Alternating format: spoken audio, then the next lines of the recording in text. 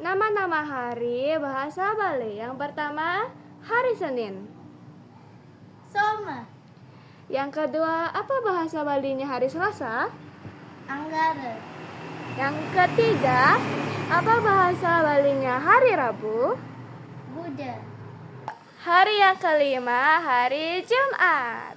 Sukra, Lalu yang keenam, hari Sabtu. Saniscara, Dan yang terakhir, hari Minggu. Redita. Itulah nama-nama hari. Dadah.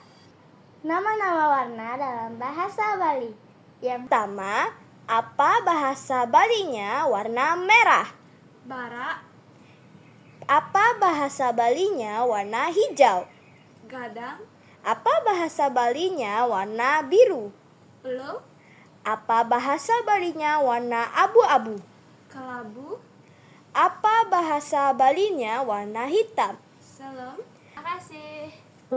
Nama-nama arah mata angin dalam bahasa Bali. Yang pertama, barat.